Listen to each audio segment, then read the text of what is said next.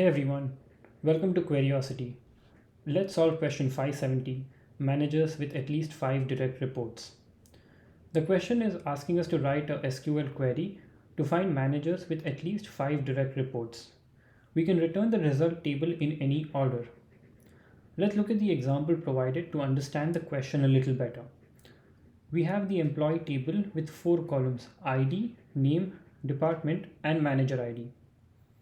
We see that the manager ID column, in the manager ID column, there are 5 records with the ID 101. So this essentially means that the employee with ID 101 is acting as a manager for 5 other employees. And this is what the question is asking us to find. We need to find employees who act as managers to 5 other employees.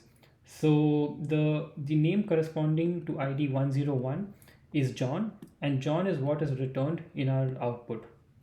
So let's go ahead and start writing the SQL query, and I'll explain the approach we are taking along the way. So let's say select star, using star as a placeholder, from employee. And since we need the ID corresponding to these manager IDs, sorry, we need the name corresponding to these IDs, we need to join the employee table on itself. So I'm going to say employee E1. Let's say we use something called a left join, employee E2 on E1 dot manager ID equal to E2 dot ID. So I'm joining the manager ID from the left table E1 with the ID column from the right table E2. Now, a left join or a right join might be intuitive to use in this case, but is actually not the right approach. And it also might lead to a lot of test cases failing. So the reason for that is because when you use a left join, it includes all the records from the left table, so E1 in this case, with matching records from the right table E2. And when there's no match, the result from the right table will be null.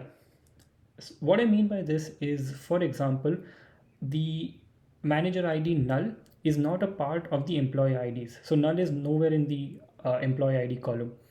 And when something like this happens, all the result from the right table is going to be null. But this is something that we want to avoid.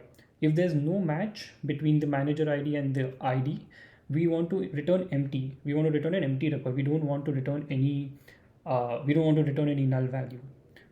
And the way to work around this is to use something called an inner join.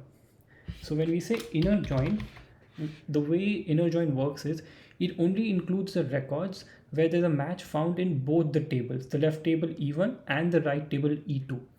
So, and when there is no match, neither the record is just not included in the result set. So for example, if you look at this is the result from left join.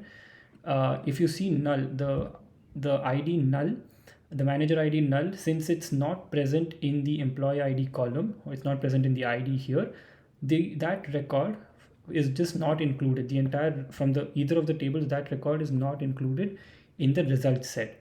So this is what we want to use. So what an inner join, the way inner join works is it acts as an intersection between the left and the right tables. So I'm going to say inner join on these columns. I'm going to say group by, since we need to find the count and grouping them, group by manager ID and having count, since we need only those records where the count is, those names where the count is greater than or equal to 5. And I'm going to return the name because that's what we want. So E2 dot name. So I'm grouping by this manager ID. I'm grouping by this one, by all of these IDs, similar manager IDs.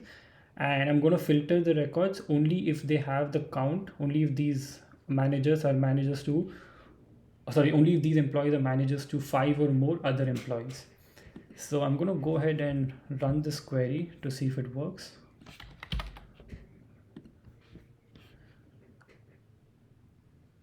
Okay, great. Our test case is accepted. Let's go ahead and submit this query.